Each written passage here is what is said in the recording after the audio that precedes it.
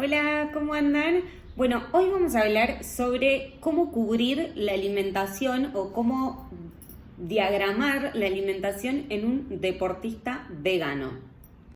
Bien, como bien sabemos, los veganos no consumen ni huevo, ni carnes rojas, ni de cerdo, ni de pollo, ni pescado, ni lácteos. O sea, nada de origen animal viene del lado de los veganos. Entonces, ¿cómo tenemos que hacer nosotros para cubrir la alimentación de un deportista que elige este tipo de alimentación vegana? Primero tenemos que tener en cuenta qué tipo de actividad física el paciente realiza. Si es una actividad física de fuerza, vamos a tener que tener muy en cuenta cómo recuperar la parte proteica, o sea, hacer mucho hincapié en cómo recuperar esas fibras musculares que el paciente va a romper durante sus entrenamientos. Ni hablar si es deportista de alto rendimiento, lo cual tiene doble entrenamiento en sí. Y si no, si hace ejercicio, o sea, una actividad física de resistencia. Bueno, ahí hay que ver cómo complementar esos tanques de nafta, o sea, esa recuperación, para que el paciente tenga energía y nafta suficiente en el momento de hacer la actividad física.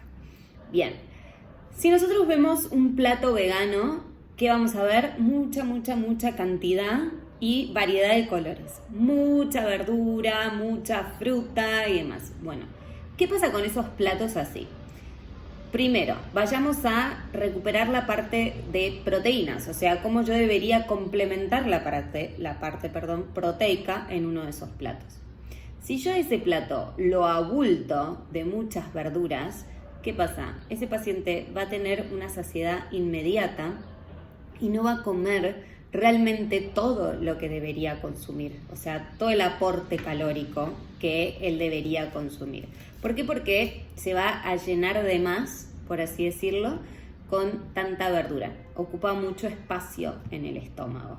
Entonces, en esos casos, lo que yo siempre apunto es a no priorizar el 100% de mi plato en las verduras, sino que elegir proteínas de origen de origen vegetal, como por ejemplo el tofu, como por ejemplo una soja texturizada, el tempe, la levadura nutricional, el germen de trigo, ¿qué otro más podemos tener? Bueno, existe el seitán, no es de los que más me gusta, pero bueno, se puede utilizar. Utilizar más de ese tipo de proteína, o sea, que haya un buen porcentaje de ese tipo de proteína. Luego, una parte de hidrato de carbono, que ahí lo que tenemos que utilizar son más hidratos de carbono provenientes de las legumbres o de la quinoa, que es un pseudo cereal, ya que es un 50% de hidratos de carbono y otro 50% de proteína. Entonces, en ese caso, vamos a obtener otro porcentaje también proteico. Y no utilizar una papa, una batata, un arroz, que es 100% hidrato de carbono. Y después ver el tema de los vegetales, pero no entrar al plato por qué cantidad de vegetales pongo y después fijarnos el resto, sino que todo lo contrario, qué proteína voy a utilizar, qué hidrato, en ese caso proteína, como por ejemplo las legumbres, voy a utilizar y después recién entra la fibra. Entonces ahí sí voy a obtener un plato recontra completo. Bien, ahora bien, sí, esto era en deporte de fuerza, que me interesa un montón la parte proteica. Si yo hago un deporte de resistencia, que también me interesa la parte proteica, bueno, ahí sí puedo achicar un poquitito más la parte de proteína, que eso va a tener que ver las cantidades mucho con la composición corporal de cada uno. Y después, en los deportes de resistencia es también, y en los de fuerza también, es fundamental el aporte de ácidos grasos, como por ejemplo en semillas, en frutos secos, en palta, en aceite de oliva.